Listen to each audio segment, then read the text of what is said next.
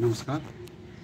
हिजोको यो नेप्से चार्टको विवरण डिस्क्रिप्सन आज भन्दैछु।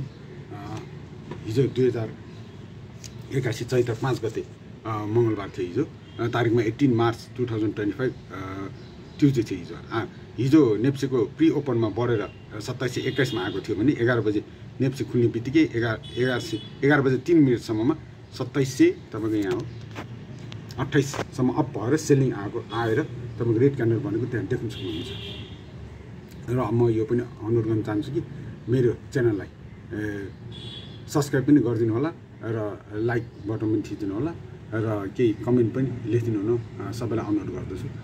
त्यसपछि भने चाहिँ तपाईँको यो कतिसम्म झऱ्यो भने तपाईँको यो 2706 सम्म झरिसकेपछि त्यसपछि फेरि बाहिर आएर माथि गयो 2722 सम्म गयो। तर अघिल्लो हाई 2723 सम्म जान सकेन। 2721 बाट फेरि सेलिङ आएर तपाईँको म्यासिभ सेल आज पनि सेलिङ बढी आएको देख्न सक्नुहुन्छ। र लास्टमा तपाईँको यो 3 बजेभन्दा अगाडि 2690 सम्म गएर 3 बजे चाहिँ हल्का माथि गएर क्लोज भएको 27 भन्दा तल नै क्लोज भएको छ 2697.04 मा।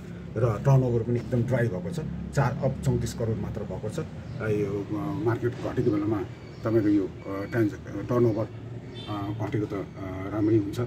तपाईँको यो बायर सेलरहरूले सेलिङ गर्न नखोजेको जस्तो देखिन्छ त्यसमा। र तपाईँको हिजो चाहिँ एमएलपिपिएल गेनरहरूमा एमएलपियुएस एचपिपिएल बिइटिसी यिनीहरू चाहिँ माथि गएको छ। समग्र मार्केट हेर्नु भने तपाईँको आज हिजो पनि तपाईँको गिरावट नै आएको छ मार्केटमा। र अब तपाईँको यो 1 मिनट क्यान्डल देखाउँछ। अब तपाईँलाई यो 1 डेको क्यान्डल तपाईँलाई देखाउनु जानेछु। तपाईँको 1 डेको क्यान्डलमा कस्तो देखिएको छ त भन्दाखेरि हिजो पनि गिरावट आएको कन्डिसन छ। 1 2 3 4 5 6 7 8 9 10 दिनसम्म आएको छ। एक दिन चाहिँ तपाईँको अस्ति तपाईँको ग्रिन क्यान्डल बनेको छ। तर आज पनि तपाईँको लो नै तल नै आएर बन्द भएको छ भने अब आजको मार्केट कस्तो हुनेछ अब हेर्नु छ।